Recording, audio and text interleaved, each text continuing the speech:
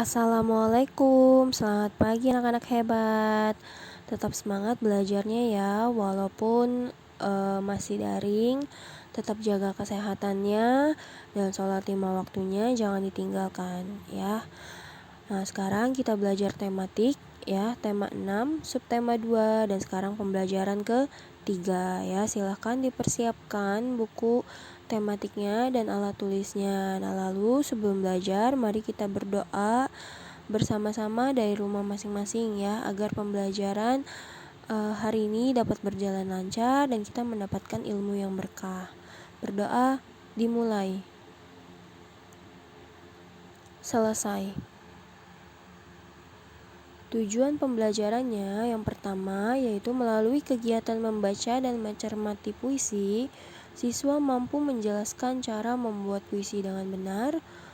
Lalu yang kedua, melalui kegiatan mencari informasi dari guru dan temannya, siswa dapat mengomunikasikan informasi tentang keragaman suku dan budaya di lingkungan sekitarnya dengan baik.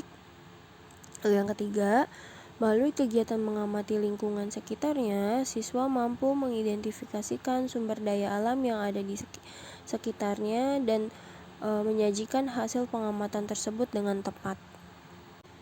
Pembelajaran ketiga ya, muatan bahasa Indonesia, menjelaskan langkah-langkah menulis puisi.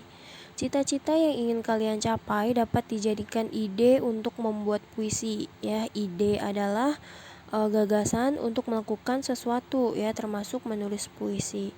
Isi puisi dapat menunjukkan semua hal yang kalian pikirkan tentang cita-cita yang kalian inginkan. Kalian dapat menciptakan angan-angan tentang cita-cita dalam pikiran kalian. Nah, saat kalian memikirkannya, berarti kalian sedang berimajinasi ya. Nah, berimajinasi perlu dilakukan oleh pengarang saat akan membuat puisi ya. Berimajinasi dapat membantu pengarang untuk melihat suatu hal dalam berbagai pandangan. Ya, imajinasi dapat dilakukan di berbagai kesempatan, tidak hanya sebelum menulis puisi, tetapi juga saat pengarang sedang menulis puisi. Nah, berimajinasi saat menulis puisi akan memudahkan pengarang untuk menuliskan kata-kata yang indah. Nah, perhatikan langkah-langkah dalam menulis puisi berikut ya. Langkah yang pertama yaitu siapkan alat tulis ya, seperti kertas dan pulpen. Lalu langkah yang kedua, tentukan tema dan judul puisi yang akan dibuat ya. Tema dan judul berbeda ya. Tema merupakan gagasan utama puisi, sedangkan judul berupa kata atau susunan kata yang mewakili isi puisi. Nah, lalu yang ketiga ya, langkah ketiga, pilihlah kata yang sesuai dengan tema puisi ya. Selain itu, akan lebih baik jika kata-kata yang digunakan adalah kata kiasan ya. Kata kiasan dipakai untuk memberi rasa keindahan dan penekanan pada hal yang akan disampaikan ya. Contohnya cita-citanya setinggi langit, wajahnya bagai rembulan. Nah, itu adalah contoh kata kiasan ya. Nah, lalu langkah yang keempat, tuliskan puisi sesuai imajinasi dan pikiran kalian ya. Lalu langkah yang kelima ya, langkah terakhir, bacalah puisi buatan kalian berulang-ulang agar mengetahui kata yang tidak sesuai ya, sehingga kalian bisa memperbaikinya. Ya, itu adalah langkah-langkah dalam menulis puisi. Selanjutnya, muatan IPS ya, menjelaskan manfaat sumber daya alam bagi kehidupan. Nah, pada pembelajaran sebelumnya ya, kalian sudah mengenal sumber daya alam ya, beserta contohnya. Ada sumber daya alam yang dapat diperbarui, ada juga sumber daya alam yang tidak dapat diperbarui. Ya, setiap sumber daya alam sangat bermanfaat bagi kehidupan manusia.